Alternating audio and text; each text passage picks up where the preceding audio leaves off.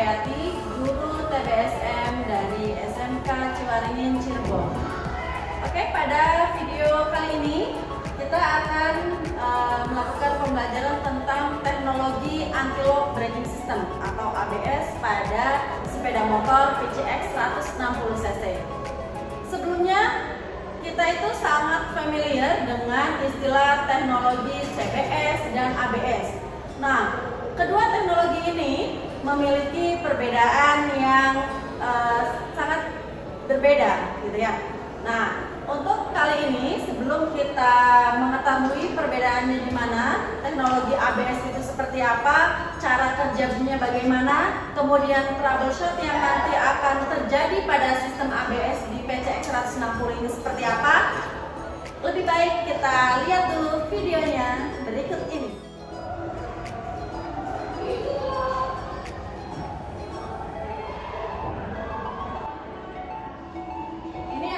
Menggunakan sistem ABS ya. Kita lihat apa yang akan terjadi pada saat pengemudi melakukan pengereman.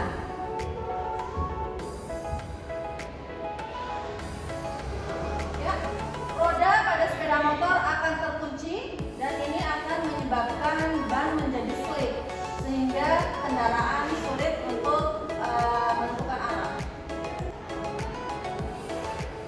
Ya, sedangkan ini contoh dari sepeda motor yang dilengkapi dengan fitur ABS. Kita lihat sama-sama.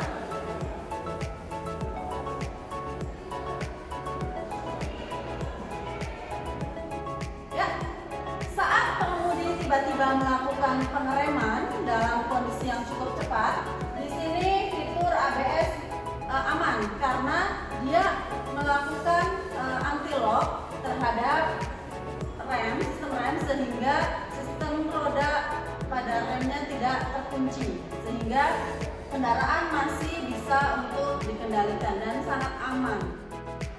Lanjut. Kemudian kita lihat slide berikutnya.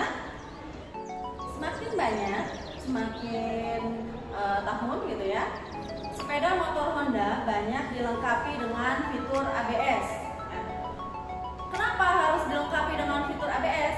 Itu merupakan suatu bagian dari safety riding, gitu ya, keselamatan dalam berkendara. Kemudian selain pada tipe-tipe motor yang lainnya, di tipe motor PCX 160 cc pun juga dilengkapi dengan fitur ABS. Semuanya tentang ABS, bahkan di price list harganya pun juga fitur ABS itu lebih mahal dibandingkan dengan motor yang hanya dilengkapi dengan sistem CBS. Lalu apa sih yang bikin mahal? Apa sih keunggulannya? Ya kan? Kita lihat apa saja yang ada dalam fitur ABS. Anti-lock braking system itu dirancang untuk mencegah penguncian rem pada saat pengereman. Ketika kita melakukan akselerasi, ketika kita berkendara dengan cepat, gitu ya, kemudian kita melakukan pengereman secara mendadak atau kondisi jalan yang licin, gitu kan, maka sistem ABS ini akan mencegah sistem pengereman roda menjadi terkunci. Nah, ketika kita menggunakan fitur ABS, maka ketika kita melakukan pengereman mendadak pun juga itu tetap aman karena roda tidak terkunci dan ban menjadi tidak slip sehingga aman untuk dikendarai, gitu ya. Cara kerja fitur ABS pada Honda PCX yaitu dengan mengandalkan sensor dekat cakram. Dia akan membaca secara konstan kecepatan roda menggunakan algoritma dan membandingkannya dengan putaran roda belakang. Ya. Untuk memastikan ban sedang berakselerasi keras. Sebagaimana kita tahu, fungsi rem adalah untuk menurunkan laju kendaraan atau untuk menghentikan laju kendaraan. Ya. Pada saat kaliper mulai mengunci, sensor mengirimkan sinyal untuk mengurangi tekanan dan kembali menekan secara bergantian. Ritme seperti ini bisa ratusan kali dalam 1 detik. Cukup singkat dan sangat cepat. Cara kerja dari ABS yaitu di sini kontrol unit akan mendeteksi sensor roda depan dan roda belakang.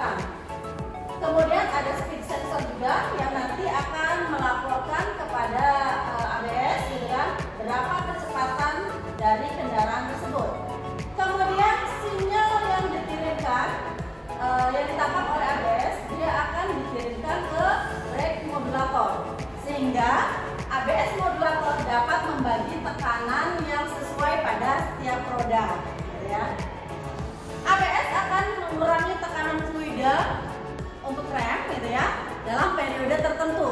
Ketika roda mulai untuk mengunci dan ketika merasa bahwa roda akan membuka gitu ya, maka sistem pengereman atau distribusi minyak rem itu akan terjadi secara on off. Kalau misalnya kita menganalogikan pada sepeda motor yang berteknologi CBS, itu seperti remnya dikocok, ditarik, dilepas, tarik, lepas gitu kan, secara manual. Hanya pada sistem ABS ini terjadi secara otomatis gitu ya, posisi on off-nya, tekan dilepaskan, tekan dilepaskannya ini terjadi secara otomatis karena sudah diatur oleh sistem ABS ini. Cara kerja dari fitur ABS. Di sini ada peran ABS dalam sebuah kendaraan. Kalau misalnya kita lihat di unit sepeda motor PCX, di sini ada sensornya, sensor ABS, kemudian ada sensor kecepatannya di sini, di bagian sini. Kemudian ini ada kalipernya atau piston remnya, gitu ya. Kalau misalnya PCX ABS 160 itu terdiri dari 2 kaliper rem, gitu ya. Kemudian di sini ada juga ABS ECU, ya. Kemudian ada delay valve, ABS modulator, PCV, rear caliper, kemudian ada real wheel speed sensor and pulse plate. Ya, ini merupakan komponen-komponen penunjang yang saling bekerja sama dalam menciptakan sebuah pengereman. Ya, kita bahas satu persatu setiap komponen pada sistem ABS ini. Ada apa saja sih? Ya. Yang pertama di sini ada wheel speed sensor and pulse plate. Ya. Di sini wheel speed sensor merupakan sensor kecepatan yang berguna untuk membaca dari kecepatan sepeda motor tersebut ketika bergerak, ya. Kemudian dia akan melaporkan ke ECU ABS-nya, ya. Berapa sih kecepatan dari kendaraan yang sedang dijalankan ini? Ya. Nah, selain ada fitur ABS pada sepeda motor PCX 160 ini juga dilengkapi dengan fitur HSTC atau Honda Selective Torque Control. Ya, fitur HSTC ini digunakan untuk menyeimbangkan kecepatan antara roda depan dengan roda belakang, ya, sehingga mereka seirama. Karena memang idealnya kendaraan itu kan setiap roda harus seirama, tidak boleh ada yang lebih cepat dan tidak boleh ada yang lebih lambat, gitu kan? Dengan menggunakan fitur HSTC pada Honda PCX ini, maka kecepatan roda itu dapat terjadi secara seimbang. Jika kecepatan roda belakang pada PCX ini lebih cepat dibandingkan yang depan, maka sensor akan mengirimkan sinyal kepada ECU bahwa ini tidak sama, gitu kan? Kemudian ECU akan menghitung berapa torsi yang dibutuhkan untuk menyamakan kecepatan kedua roda ini, ya. Setelah ECU sudah selesai menghitung, maka dia akan melakukan deselerasi. Kemudian dia juga akan memundurkan saat pengapian dan bahkan dia akan mengurangi suplai bahan bakar kepada injektor sehingga kedua roda depan dan belakang ini dapat kembali seimbang. Kemudian lanjut komponen berikutnya, di sini ada ABS modulator. ABS modulator ini merupakan komponen yang berfungsi untuk mendistribusikan tekanan rem fluida, ya, yang sesuai untuk masing-masing roda. Ketika roda depan berfungsi, maka roda belakang pun juga akan sama berfungsinya. Nah, proses pendistribusian fluida ini dilakukan oleh ABS modulator. Berikutnya, ya, komponen berikutnya ada ECU ABS. ECU ABS ini menyatu dengan modulator ABS. Ya. ECU ABS dapat menerima sinyal pulsa dari sensor kecepatan roda dan pulsa platnya, ya, sehingga dia akan memproses dan mengoperasikan motor dan pompa dari fluida tersebut. Berikutnya, di sini ada ABS warning lamp. Di sini pada panel sepeda motor Honda PCX, di sini akan ada warning lamp ya yang menunjukkan sistem ABS ini. Sekarang kita lihat lampu indikator ABS pada panel sepeda motor PCX. Ya. Ini merupakan lampu indikator ABS. Ini kan posisi kunci kontak on gitu ya. Kemudian ini sensor atau lampu indikator dari sistem HSTC yang tadi sudah saya jelaskan gitu ya. Nah, kita cek nih. Kita coba start motornya.